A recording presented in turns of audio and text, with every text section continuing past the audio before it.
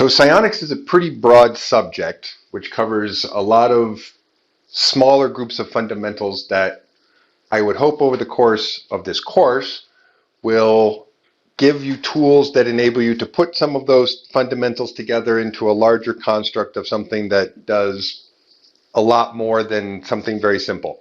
But we're going to start with very basic fundamentals here.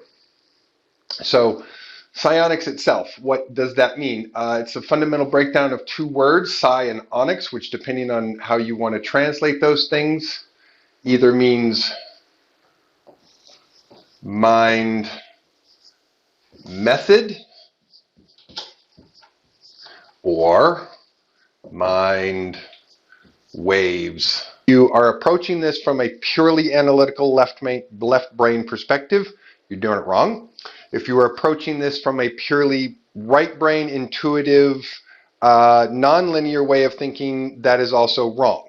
But the most important thing to understand here is this is physics and math, and it is governed by a set of physical laws, which the first law of psionics, which is really the most important and begins us in a conversation about what psionics is that all thought produces psionic energy.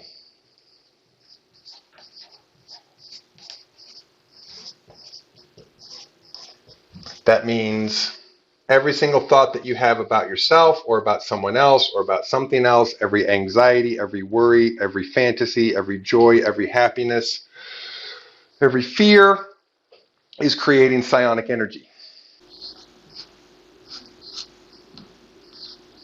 Dreamwalking, that was a skill that came later in my life with development over time. So that if I choose to, I can walk from my dream state into another person's dream state and go see what they're doing in their dreams, which, also word of caution, be careful what you ask for. If you think that you want to go walking around in someone's subconscious and in their dream world because you want to help them or because you want to know something about them, or maybe you think for some reason that that's a good idea, just be forewarned. Going into people's psyches and subconscious, you may regret that you did so, just because you walk into somebody else's dream, you know, it might be My Little Pony or it might be Freddy Krueger. So I want to emphasize, some people think that a person has one or more of these as a natural ability and none of the others, and that if you're not born with a natural ability to one of these things, then you're shit out of luck. And I want to emphasize really vehemently that that is 100% false. It's not even remotely accurate or true. What is completely accurate and true to say is that every single human being who walks the face of the earth could, not will, could learn to develop themselves in such a way that each and every one of these skills could be learned and developed. So there's no such thing as you're gifted or you're not gifted. That's horsepucky. And I want to make it very clear that there's no such thing.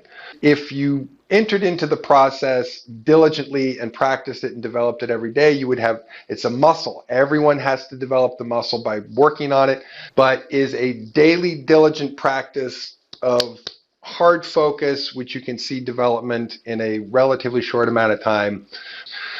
Said one of the most important things to remember about channeling is it's picking up a phone and you have no idea who's on the other end. And until you find out things about who's on the other end, you don't know whether to trust that person's input. And just because they're on the other end of the phone doesn't mean that they're more enlightened than you, more developed than you, in any way superior to you, or have better judgment than you. So just because you channeled someone or something doesn't mean that it's good. It just means that you've picked up the phone and you're letting someone use your own speaker as the way to talk. So that's another one of those things that people need to use some really good discernment about how they develop that ability, because it can lead to what I call psionic dead ends.